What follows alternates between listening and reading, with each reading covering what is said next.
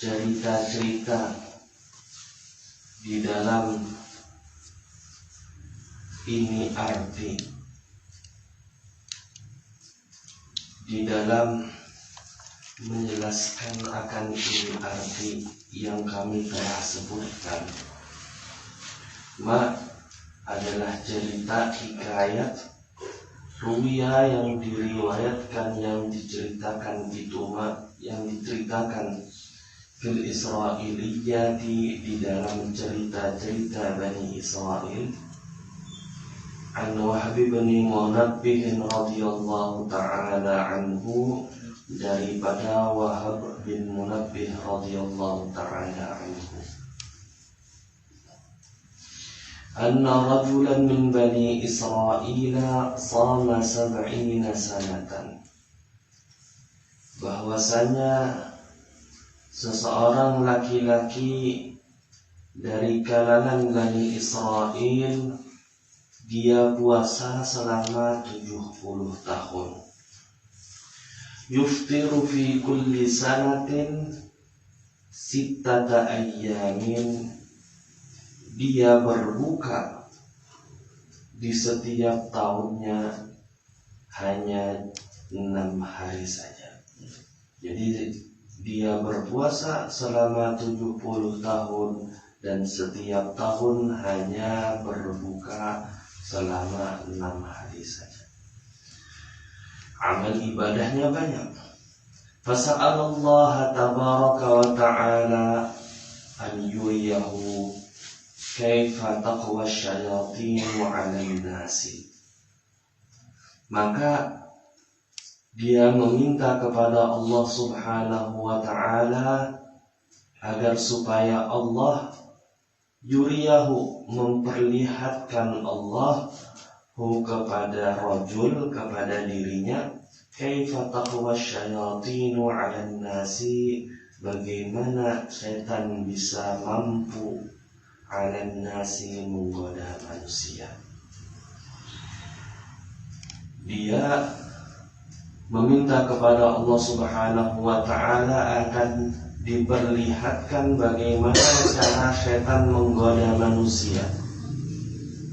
Bagaimana kok setan bisa menggoda manusia? Falamma tala dzalika 'alaihi wa lam yujib, qala law tala'tu 'ala khati'ati wa dhanbi baini wa baina rabbi lakana khairan li min hadzal amri alladhi talabtuhu. Manakala lama dzalika, akan itu permintaan, alaihi, atas dirinya rajul, walam yujib, dan Allah tidak mengabulkan, tidak mengistijabahi, belum mengistijabahi. Qala, lalu si rajul yang dari Bani Israel tadi mengatakan, law tala'tu 'ala khati'ati, jikalau aku melihat atas kesalahanku, wa dhanbi, dan dosaku, baini wa baina rabbi, di antaraku dan di antara Tuhanku, lakana khairan li min hadzal amri alladhi talabtuhu, niscaya ada itu ittila' khairan li, lebih baik bagiku, min hadzal amri, daripada ini urusan yang telah aku minta, itu urusan. Fa arsalallahu ilaihi malakan, maka Allah mengutus kepada itu rajul min Bani Israel, malakan, seorang malaikat.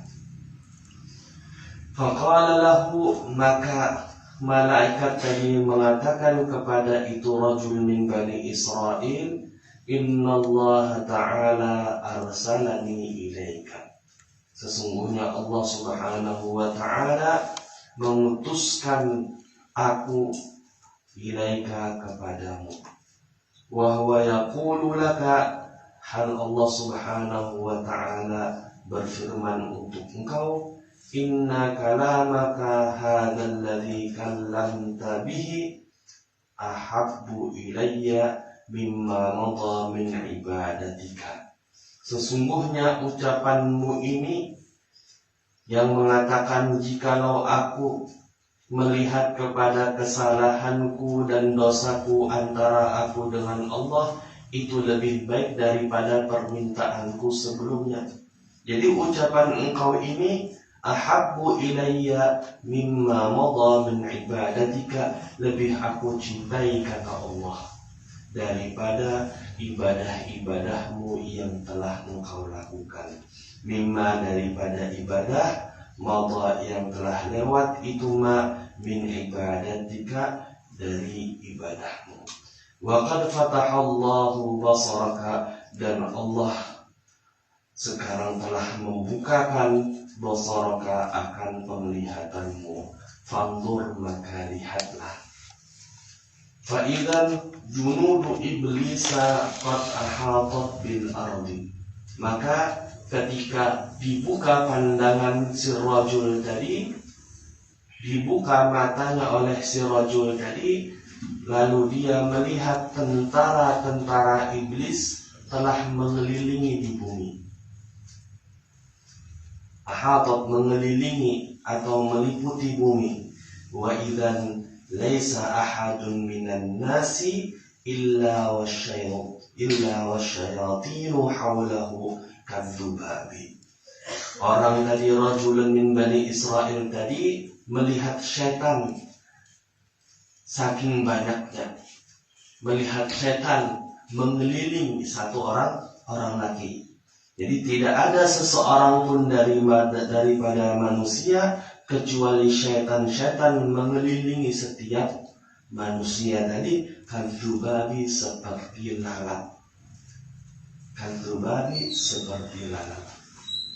Faqala, maka si rajul min Bani Israel mengatakan, ay Rabbi, wahai Tuhanku, man yanju min hadha, siapa yang bisa selamat daripada syaitan, godaan syaitan seperti ini? Satu orang saja dikelilingi oleh beberapa syaitan. Qala alwari'ul layyinu, orang yang wara', yang bersikap ramah. Al-layyinu, yang bersikap ramah.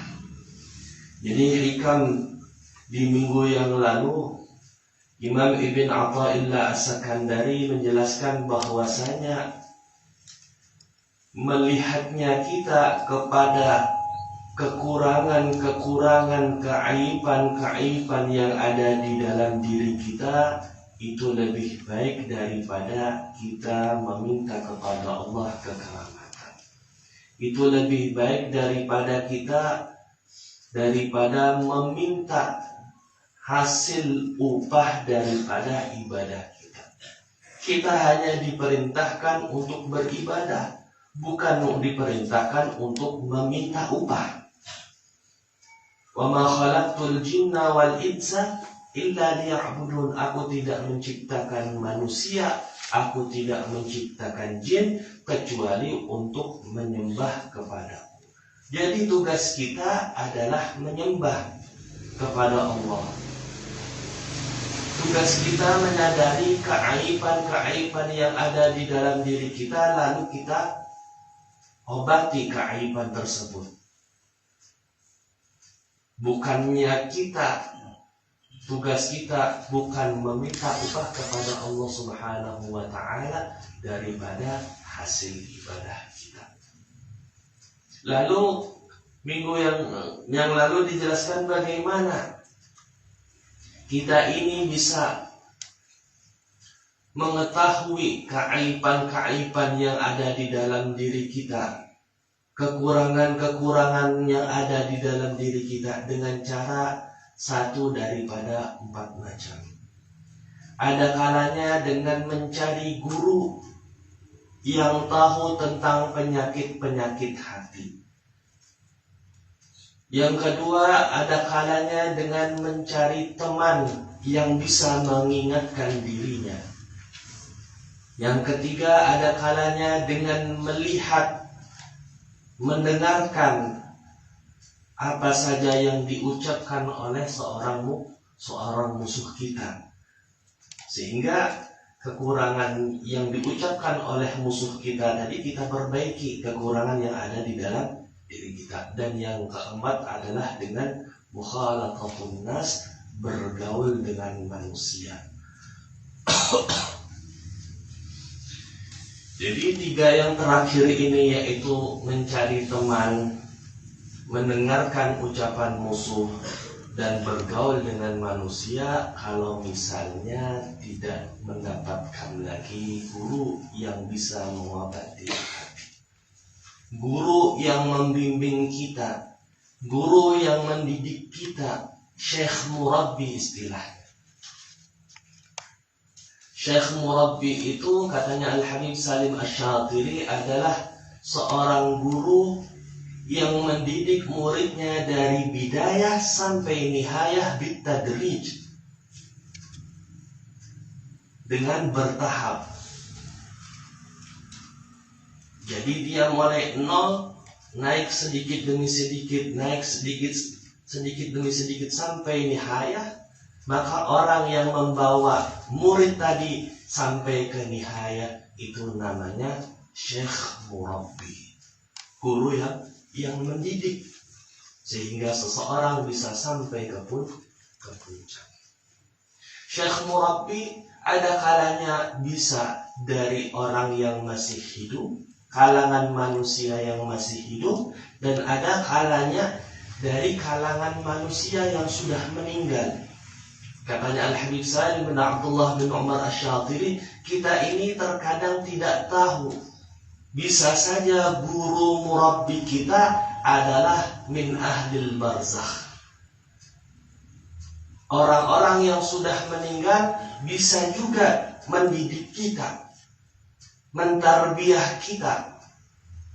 Makanya walaupun syekh murabbi pada zaman sekarang ini mungkin hampir sudah tidak ada, bisa saja syekh murabbi kita dari kalangan ahlul barzakh, mendidik kita dari golongan orang-orang yang sudah meninggal. Bisa baik isyarat manamiyah, isyarat di waktu kita bermimpi, mendidiknya di waktu kita bermimpi, atau isyarat fil yaqadhah, bertemu langsung.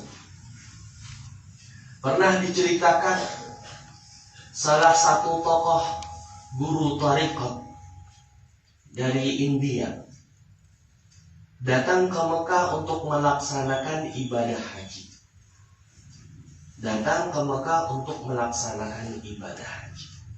Guru tariqat ini ya compang-camping, rambutnya nggak terurus,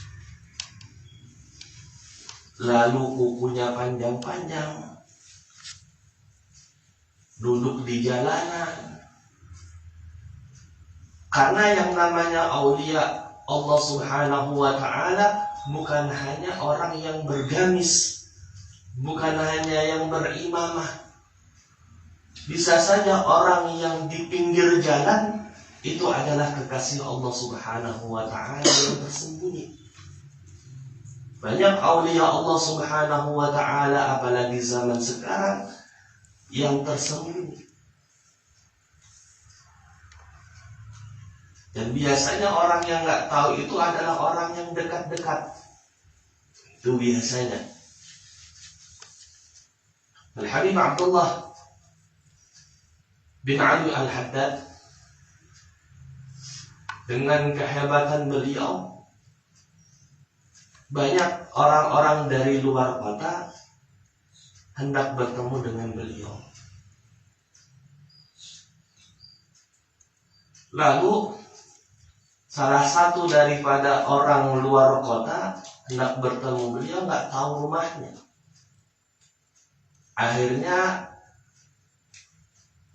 bertemu dengan tetangga Al-Habib Abdullah bin Ali Al-Haddad. Orang yang ingin tahu tadi, orang yang ingin bertemu dengan Al-Habib Abdullah bin Ali Al-Haddad, bertanya kepada tetangga tadi, Wahai fulan, apakah engkau tahu di mana rumahnya Al-Habib Abdullah bin Alawi Al-Haddad yang seperti ini, yang kehebatannya seperti ini, seperti ini, seperti ini, seperti ini. Padahal tetangganya sendiri, katanya tetangganya tadi, nggak tahu. Ada namanya Al-Habib Abdullah bin Alawi Al-Haddad, tapi orangnya buta. Apakah itu atau bukan? Jadi biasanya diharamkan seseorang mendapatkan imdadat daripada seorang wali, biasanya orang-orang yang dekat dengan mereka, orang yang gak jauh.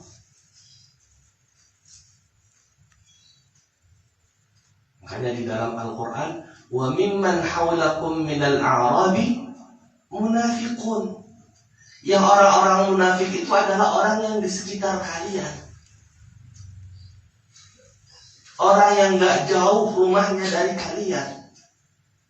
Min ahli al-Madinati maradu 'ala an-nifaq la ta'lamuhum nahnu na'lamuhum sanu'adzibuhum marratayn.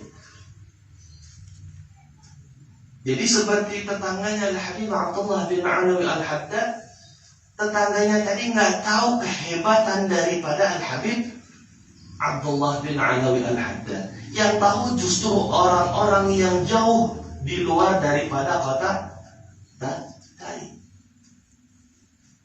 Siapa Al-Habib Abdullah bin Al-Haddad yang hebat seperti itu? Yang aku tahu ada namanya Abdullah, cuman orangnya buta. Apakah itu? Jadi biasanya diharamkan seseorang mendapatkan imdadat, biasanya orang-orang nggak jauh-jauh dari daerah sana.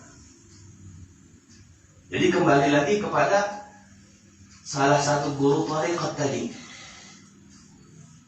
Salah satu guru thariqat dari India, orangnya compang-camping. Mungkin orang-orang nggak melihat kalau itu termasuk calon wali min awliya'illahi ta'ala. Pada zaman itu Al-Habib Abdullah bin Alawi Al-Haddad sudah meninggal. Lalu ketika guru thariqat tadi istirahat di pinggir jalan, nggak lama datang Al-Habib Abdullah bin Alawi Al-Haddad. Pada zaman itu sudah meninggal Al-Habib Abdullah bin Alawi Al-Haddad, memotongkan kukunya guru thariqat tadi. Yang asalnya kukunya panjang-panjang, dipotong Bu. Lalu guru thariqat tadi bingung, siapa engkau? Aku Al-Habib Abdullah bin Alawi Al-Haddad. Aku Al-Habib Abdullah bin Alawi Al-Haddad. Katanya Al-Habib Abdullah bin Alawi Al-Haddad, engkau gak pantas kalau seperti ini. Artinya engkau gak pantas kalau kukumu panjang. Akhirnya guru thariqat dari India tadi siapa? Al-Habib Abdullah bin Alawi Al-Haddad. Setelah memotong kukunya guru thariqat tadi, Al-Habib Abdullah bin Alawi Al-Haddad hilang. Nggak lama ada orang anak kecil jualan bukunya Al-Habib Abdullah bin Alawi Al-Haddad. Akhirnya dari situlah guru thariqat tadi membeli kitab-kitab Al-Habib Abdullah bin Alawi Al-Haddad dan membaca kitab Al-Habib Abdullah bin Alawi Al-Haddad. Baru kenal di situ. Padahal Al-Habib Abdullah bin Alawi Al-Haddad sudah meninggal. Dan itu cerita pada zaman Sayyid Alwi Al-Maliki, gurunya Sayyid Muhammad, abah daripada Sayyid Muhammad Al-Maliki, zaman Kai, gurunya Kai, Sayyid Alwi Al-Maliki. Jadi guru thariqat tadi datang kepada Sayyid Alwi Al-Maliki pada zaman itu. Tapi memang Sayyid Alwi Al-Maliki sebelum guru thariqat tadi datang ke beliau dapat isyarah mimpi bahwasanya ini guru thariqat adalah calon wali kutub. Jadi dari cerita inilah bahwasanya wali-wali min awliya'illahi ta'ala yang sudah meninggal, mereka masih bisa mentarbiyah orang yang masih maka katanya Al-Habib Salim bin Abdullah bin Umar Asy-Syafiri, kadang syekh murabbi kita itu adalah orang yang sudah meninggal min ahlil barzakh. Kukunya panjang aja diperhatikan. Kukunya panjang tidak layak, katanya Habib Abdullah bin Al-Haddad. Engkau tidak layak kukunya panjang, akhirnya dipotongkan. Jadi dididik, ditarbiyah ini orang calon daripada wali kutub. Calon daripada wali kutub dididik oleh Habib Abdullah bin Ali. Jadi guru-guru murabbi itu kadang tidak meninggalkan kita. Guru-guru murabbi itu tidak meninggalkan murid-muridnya. Seperti diceritanya Syekh Salman Al-Madani. Ketika beliau sudah meninggal, muridnya dimasukkan penjara oleh pemerintah, diborgol, dibelenggu dan lain sebagainya. Akhirnya datang Syekh Salman Al-Madani, lalu membukakan borgol dan membukakan belenggu-belenggu yang ada di tangan murid. Ini menunjukkan bahwasanya orang-orang yang sudah meninggal, mereka tidak membiarkan, mereka masih memantau, mereka masih mentarbiyah murid-murid mereka.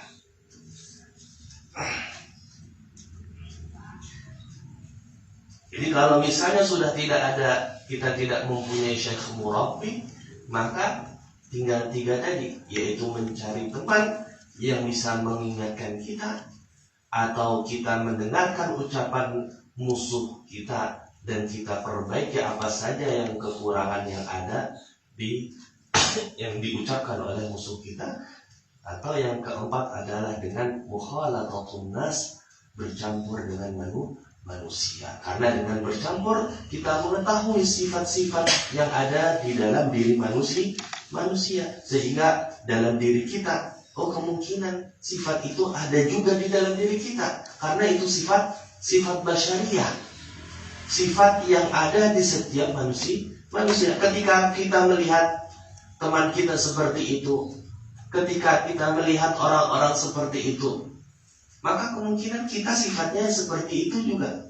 Makanya katanya Nabi apa kemarin, al-mu'min mir'atul mu'min. Mu'min itu adalah cermin bagi mukmin yang lainnya. Ketika kita melihat mukmin tadi sifatnya seperti itu, barangkali kita sifatnya seperti itu juga.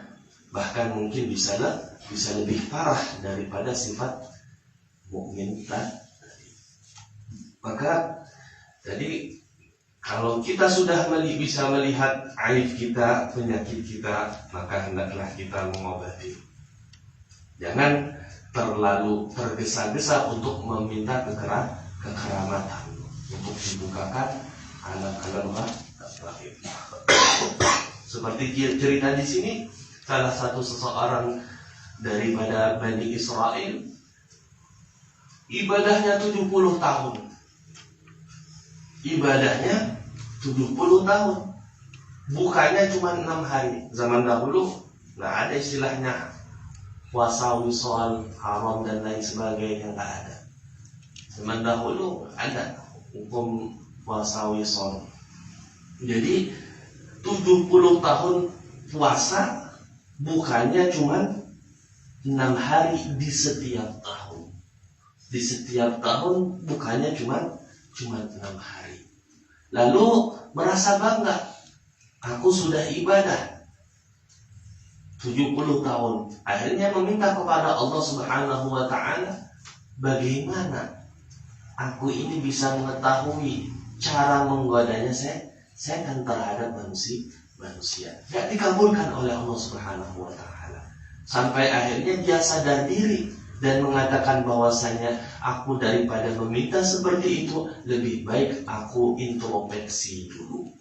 Introspeksi dosa, introspeksi kesalahan yang ada antara dirinya dengan Allah Subhanahu wa ta'ala. Ketika sudah introspeksi, akhirnya malaikat turun mendatangi seorang laki-laki dari Bani Israel tadi dan mengatakan bahwasanya Allah Subhanahu wa ta'ala mengatakan kepada engkau bahwasanya introspeksi engkau terhadap dosa dan kesalahanmu itu lebih baik daripada engkau meminta kekeramatan. Jadi hendaklah kita introspeksi dulu. Apa salah kita, apa aib kita, lalu kemarin apa? Dibersihkan. Dibersihkan sehingga hilang kotoran-kotoran yang ada di dalam hati kita. Lalu kita hiasi diri kita dengan sifat-sifat yang terpuji. Lalu ketika introspeksi, lalu dibukakan oleh Allah Subhanahu wa ta'ala, dikabulkan oleh Allah Subhanahu wa ta'ala permintaan orang tadi. Akhirnya dia bisa melihat setan, dibuka perkara gaib, dia bisa melihat setan, dan setan seperti mengelilingi setiap manusia seperti juga seperti lalat. Lalu orang tadi mengatakan, bagaimana manusia bisa selamat kalau setan tadi banyak mengelilingi manusia? Katanya dengan cara warak dan bersikap ramah. Terus saya وسيأتي بيان أن الكرامات غير مطلوبة التحصيل ولا مرتبطة بوجودها لدى كل عالم نبيل عند قوله ليس كل من ثبت تخصيصه كمل تخليصه. وسيأتي بيان أن الكرامات غير مطلوبة التحصيل. Nanti selagi akan datang penjelasan bahwasanya keramat-keramat itu tidak dituntut untuk menghasilkannya. Bahkan orang-orang wali min auliyaillah ta'ala, mereka meminta keramat, itu bukan permintaan mereka. Mereka bisi keramat, mereka mempunyai keramat, bukan permintaan mereka, tapi itu pemberian daripada Allah Subhanahu wa ta'ala. Bahkan para aulia Allah Subhanahu wa ta'ala, mereka nggak suka kalau misalnya dikeluarkan keramat dari dirinya, karena tidak bisa lagi beribadah dengan sempurna kepada Allah Subhanahu wa ta'ala. Jadi kalau misalnya meminta keramat itu biasanya orang-orang yang baru belajar aja, yang baru ibadah sedikit lalu minta keramat, itu biasanya orang. Tapi kalau misalnya orang sudah wali min auliyaillah ta'ala, sudah ibadahnya banyak, sudah merasakan kelezatan beribadah kepada Allah Subhanahu wa ta'ala, niscaya mereka nggak mau minta keramat. Sudah lezat beribadah, sudah lezat sembahyang kepada Allah Subhanahu wa ta'ala, sudah lezat zikir kepada Allah Subhanahu wa ta'ala, sehingga yang lainnya nggak mau. Itu kekeramatan diberikan hadiah daripada Allah Subhanahu wa ta'ala. Pada hakikatnya mereka nggak mau. Makanya kata beliau, wasayati annal karamati ghairu matlubatit tahsili, bahwasanya kekeramatan itu tidak dianjurkan untuk memintanya, memperoleh, menghasilkannya. Wala murtabatun biwujudiha lada kulli alimin nabilin, dan tidak dikepingini dan tidak diminati adanya itu karamat lada kulli alimin nabilin, di sisi tiap-tiap orang yang alim, yang cerdas. Para aulia Allah Subhanahu wa ta'ala, mereka ulama, mereka aulia, mereka nggak mau minta karamat. Mereka mempunyai karamat karena pemberian daripada Allah Subhanahu wa ta'ala, bukan permintaan mereka. Yang meminta seperti itu biasanya orang-orang yang baru beribadah sedikit. Itu biasanya. Dan pasti niatnya sudahlah lihat baik. Orang-orang yang baru belajar, orang-orang yang baru sedikit ibadahnya, yang meminta keramat itu biasanya niatnya sudah tidak baik. Niatnya supaya dilihat, aku ini mempunyai keramat. Oh, ini orang yang di luar kebiasaan orang-orang dan lain sebagainya. Biasanya niatnya sudah lain. Makanya orang yang diberi kekeramatan oleh Allah Subhanahu wa ta'ala itu kuat. Niatnya nggak macam-macam sudah. Kalau misalnya niatnya macam-macam, nggak diberikan keramat oleh Allah Subhanahu wa ta'ala. Inna qawli, ketika perkataan musannif, laisa kullu man thabata takhsisuhu kamuna takhlisuhu. Nanti terus Al-haqqu laysa bimahjubin wa innamal mahjubu anta 'anil nadhari ilaihi. Terus إذ لو حجبه شيء لستره ما حجبه ولو كان له ساتر لكان لوجوده حاصل وكل حاصل لشيء فهو له قاهر وهو القاهر فوق عباده. Kita manusia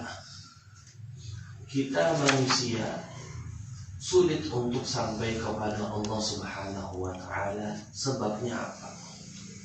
Sudah tua seperti ini, sudah beribadah banyak seperti ini, kok nggak sampai-sampai? Apa sebabnya? Sebabnya adalah karena kita masih terdinding.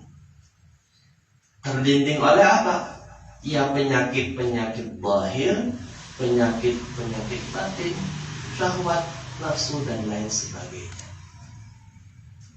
Jadi sehingga kita nggak bisa untuk menuju kepada Allah Subhanahu wa Ta'ala. Jadi penyakitnya adalah karena terdinding tadi. Yang terdinding itu bukan Allah terdinding, tapi kitanya yang terdinding. Makanya kata beliau, Al-haqqu laysa bimahjubin. Allah Subhanahu wa Ta'ala itu tidak terdinding, tidak terhijab. Yang terhijab itu kita. Wa innamal mahjubu anta 'anil nadhari ilaihi. Dan hanya saja yang terdinding, yang terhijab itu adalah engkau. 'Anil nadhari ilaihi, daripada melihat kepada Allah Subhanahu wa Ta'ala. Melihat bukan pakai mata, tapi pakai mata hati. 'Anil nadhari ilaihi, daripada melihat kepada Allah dengan mata hati. Jadi yang terdinding itu adalah kita. Terdinding daripada penyakit hati, terdinding daripada syahwat dan lain sebagainya. Kita diliputi syahwat, kita dikuasai oleh syahwat, kita dikuasai oleh penyakit-penyakit hati. Dinding itu tadi adalah berupa syahwat, dinding itu adalah berupa penyakit-penyakit hati. Jadi dinding tadi menguasai kita. Dinding tadi menguasai kita. Jadi bukan Allah yang terdinding. Kenapa? Karena Allah tidak bisa dikuasai oleh sesuatu. Wa huwal qahiru fawqa ibadihi. Allah itu maha kuasa di atas hamba-hambanya. Artinya tak bisa dikuasai. Yang hanya bisa dikuasai itu adalah kita. Kita ini dikuasai oleh syahwat, dikuasai oleh penyakit-penyakit hati. Sehingga yang didinding, yang terdinding itu kita, bukan Allah. Idlau hajabahu syai'un lasatarahu ma hajabahu. Sebab jikalau mendinding akan Allah syai'un, sesuatu. Jadi katanya beliau, jikalau Allah ini terdinding, terhijab, lasatarahu ma hajabahu, niscaya akan menutup akan Allah ma sesuatu hajabah, yang menghijab itu ma akan Allah. Jadi jikalau dikatakan Allah ini terhijab, Allah ini ada dindingnya sehingga kita tidak bisa menuju kepada Allah, niscaya berarti Allah ini ada dinding, ada satirnya. Walau kana lahu satirun lakana liwujudihi hasilun. Jikalau ada bagi Allah satirun, dinding, lakana, niscaya ada, liwujudihi, bagi adanya Allah, hasirun, sesuatu yang mengurung atau membatasi.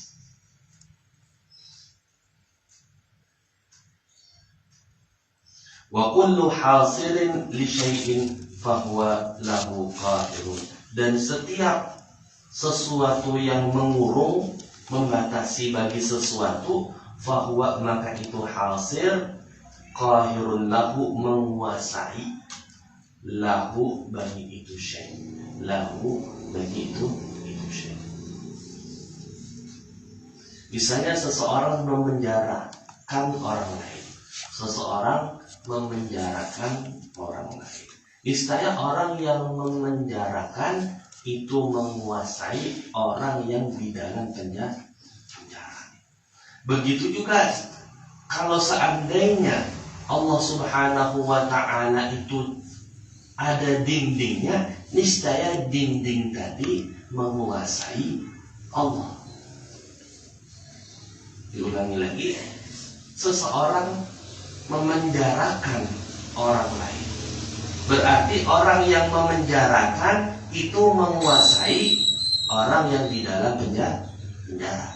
Pasti mau dipukuli terserah dan lain sebagainya, kan gitu, namanya menguasai. Kalau seandainya dikatakan bahwasanya Allah Subhanahu wa ta'ala itu terdinding, ada dindingnya, niscaya dinding tersebut menguasai Allah. Sedangkan di dalam Al-Quran apa? Wa huwal qahiru fawqa ibadi. Allah justru Allah yang menguasai seluruh hamba. Jadi Allah nggak bisa dikuasai. Sehingga istilahnya dinding tadi nggak ada. Yang ada dinding itu ada di diri kita. Karena kita ini dikuasai. Dinding tadi berupa apa? Berupa syahwat, berupa penyakit-penyakit hati.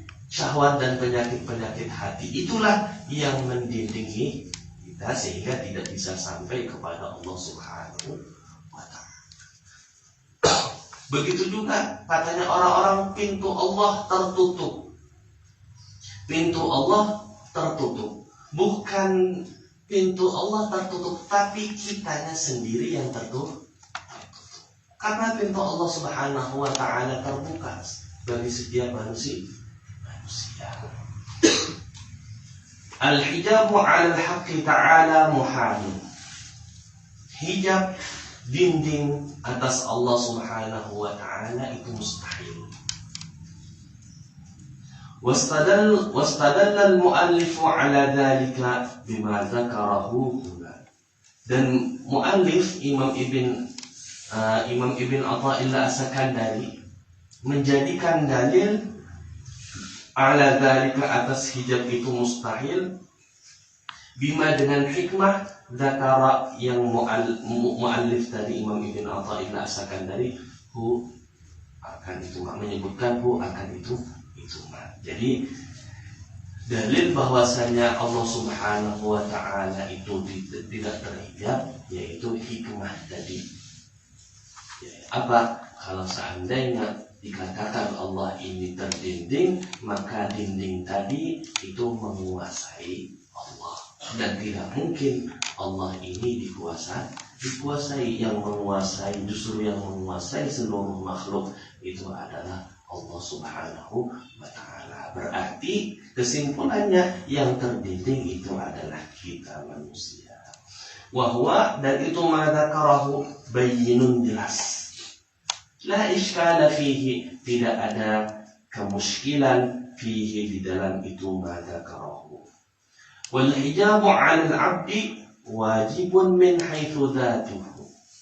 Dan hijab, dinding atas seorang hamba wajibun itu hukumnya wajib.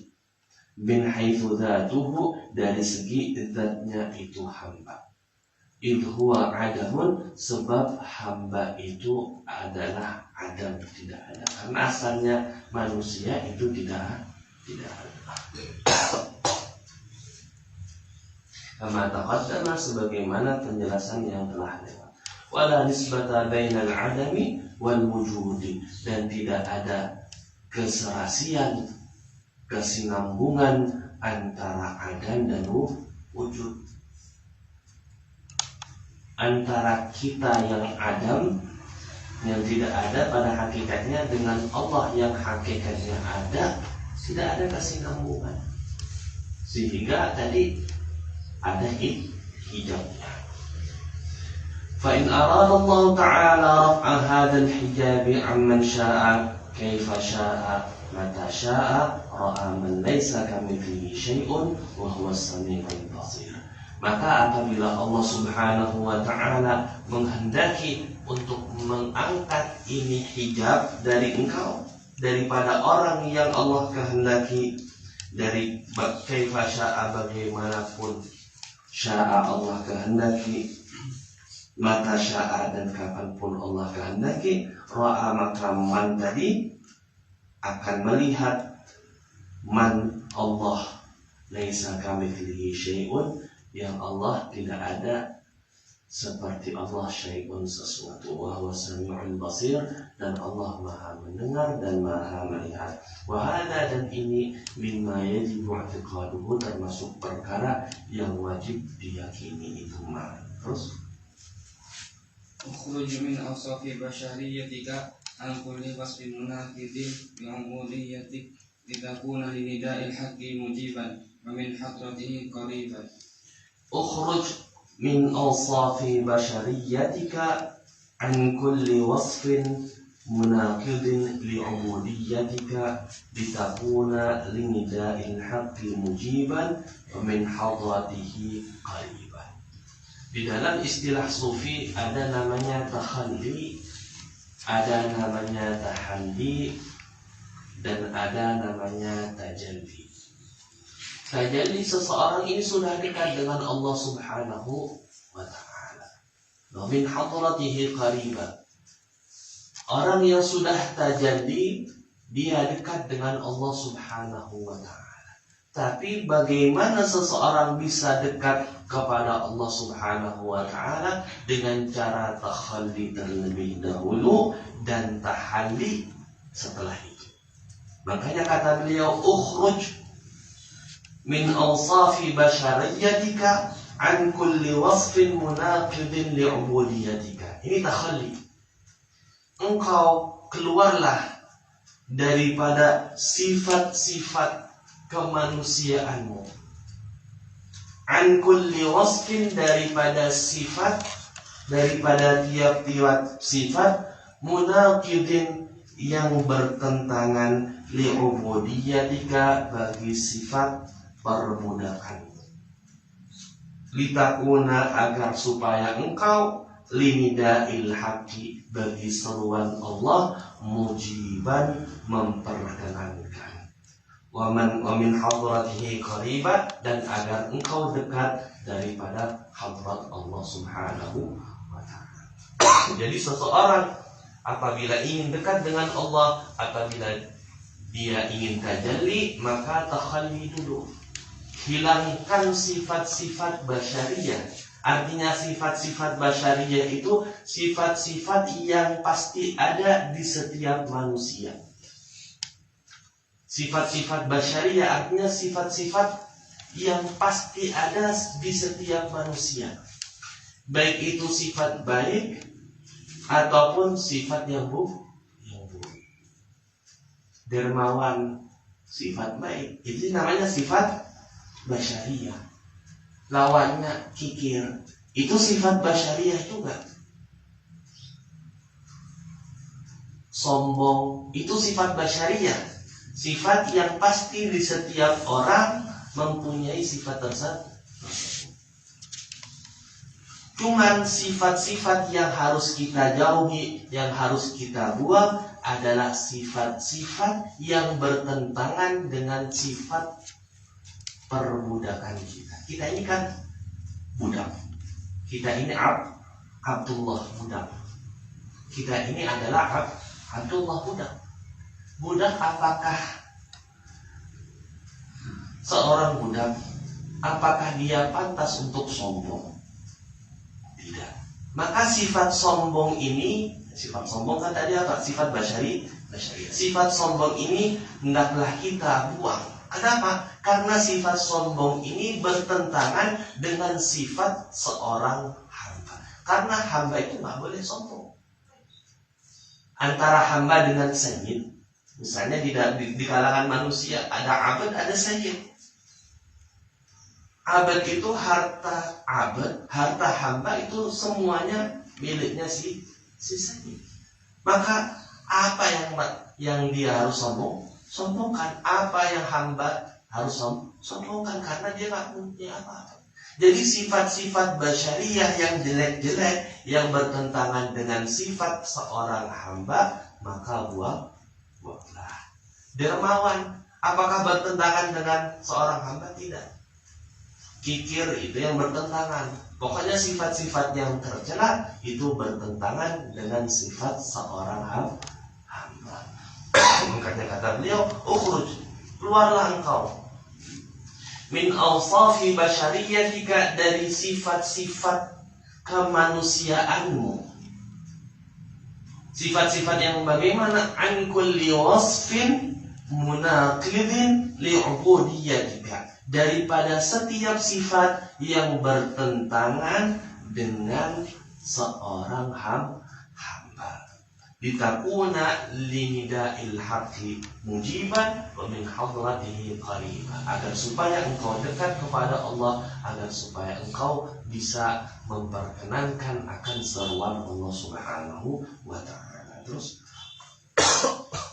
awsaful basyariyatil muta'alliqatu bi amri dini naw'ani, ahaduhuma ma yata'allaqu bi dhahiril 'abdi wa jawarihi wa hiya al-a'mal, wasani ma yata'allaqu bi batinihi wa qalbihi wa hiya al-'unfur. Fa amma ma yata'allaqu bi dhahirihi wa jawarihi fa yanqasimu qismaini, ahaduhuma ma wafaqa al-amra wa yusamma ta'ah, wasani ma khalafahu wa yusamma ma'siyah. Wa amma ma yata'allaqu bi batinihi wa qalbihi fa yanqasimu aidan ila qismaini, ahaduhuma ma wafaqa al-hadith ma wafaqal haqiqata wa yusamma imanan wa ilman, wa tsani ma khalafaha wa yusamma nifaqan wa jahlan. Wan nadharu fi ma yata'allaqu bi dhahiril 'abdi yusamma fil istilahi tafaqquhan, wan nadharu fi ma yata'allaqu bi batinihi yusamma fil istilahi tasawwufan. awsaful basyariyah, sifat-sifat yang ada di setiap manusia.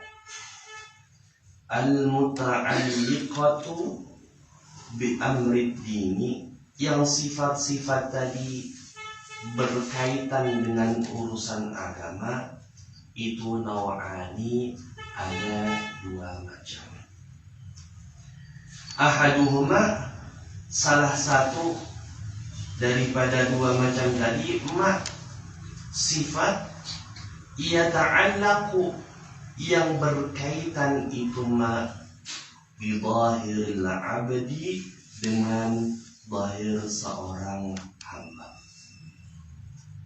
dengan jasmani seorang hamba, wa jawarihi, dan anggota badannya itu hamba, wahya, dan itu ma ta'allaq tadi al-a'malu, segala amal perbuatan. Wathani, dan naw' tsani, macam yang kedua, ma adalah sifat yata'allaqu, yang berkaitan itu sifat bi batini, dengan batinnya hamba, wa qalbihi, dan hatinya hamba. Wahyal uqulu, itu kemungkinan akal, mungkin bukan.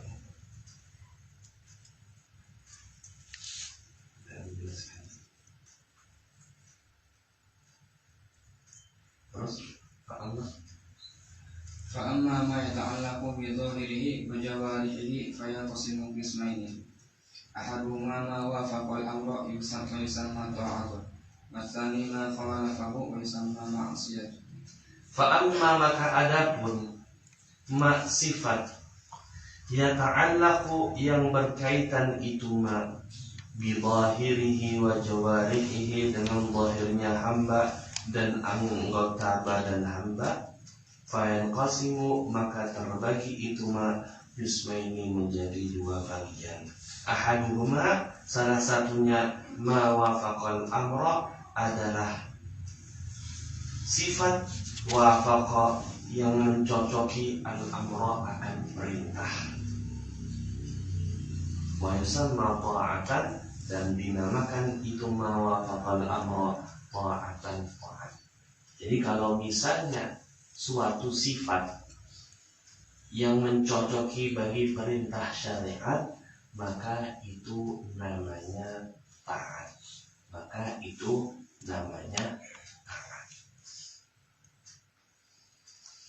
Wathani, dan kismus tsani, bagian yang kedua, ma adalah sifat khalafa, yang menyalahi hu akan itu amar perintah, wa yusamma, dan dinamakan itu maksiatan akan maksiat.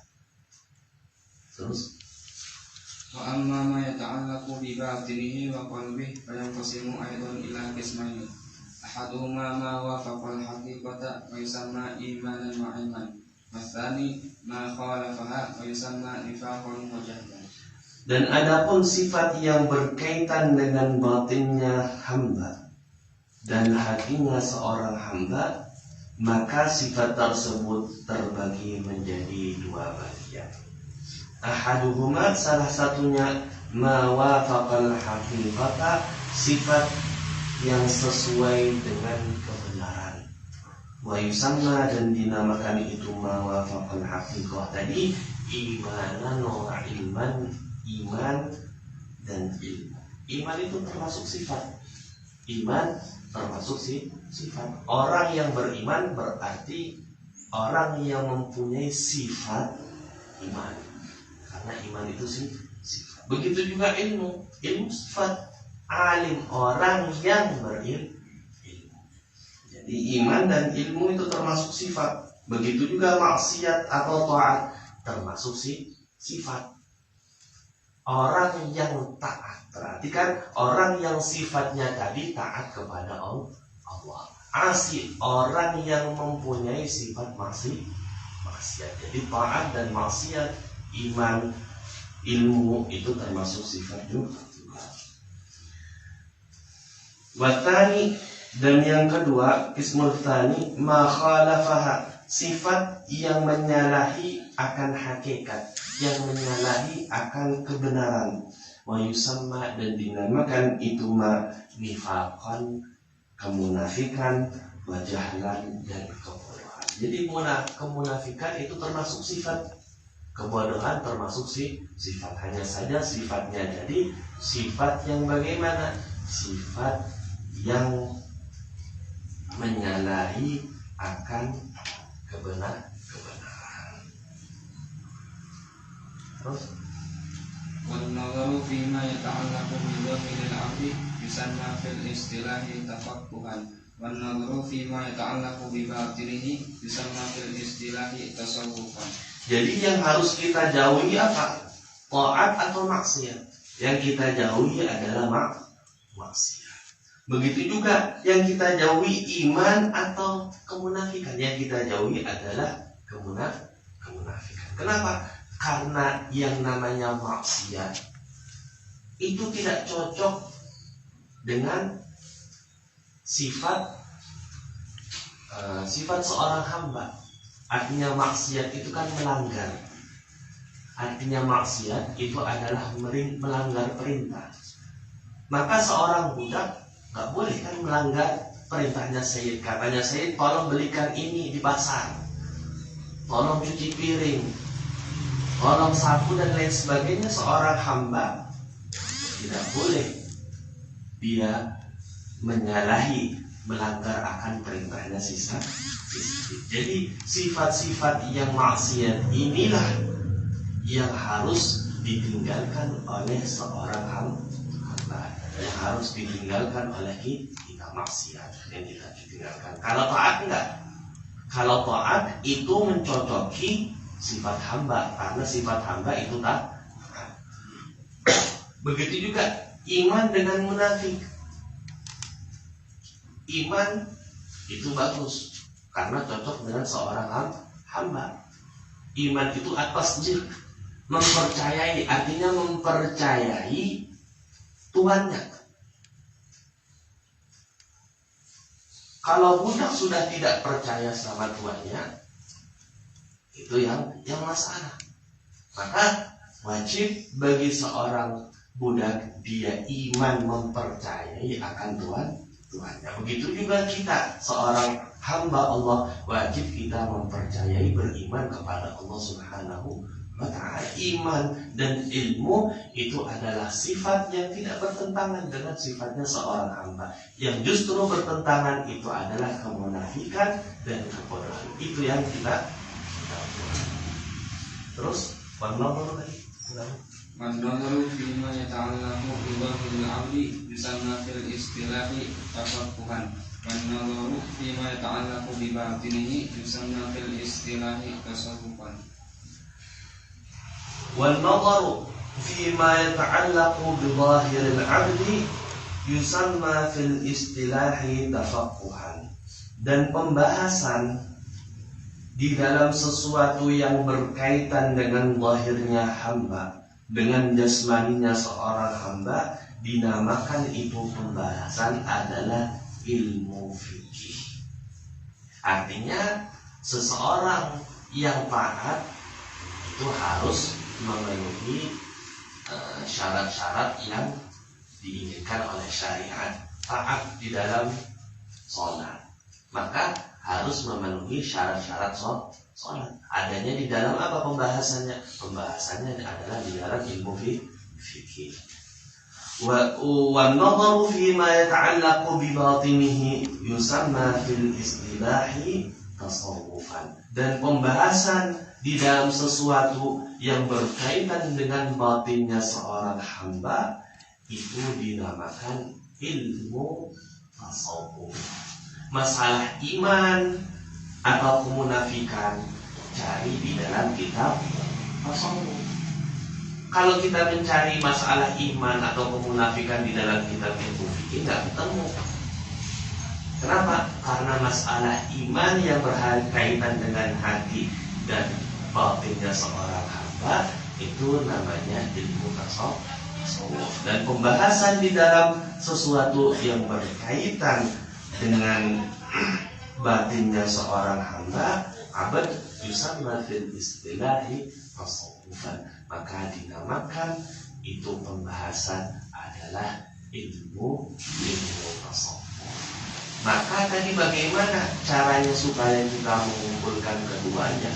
Kita taat juga, di samping itu adalah iman, maka kita kumpulkan antara ilmu fikih dengan ilmu tasawuf. Maka nggak boleh kita ilmu fikih saja, tasawuf saja tidak. Atau ilmu tasawuf juga, maka tasawuf juga ilmu tasawuf aja, fikihnya enggak boleh. Makanya katanya Imam Malik, man tafaqqaha wa lam yatasawwaf faqad tafassaqa. Barang siapa yang fikih aja, tasawuf enggak, maka tafassaqa, dia fasik. Ibadah tapi nggak ikhlas, fasik. Ibadah hanya riya, fasik. Jadi man tafaqqaha wa lam yatasawwaf, dia tidak memperhatikan apa yang ada di dalam hatinya, riya, sum'ah, ikhlas dan lain sebagainya.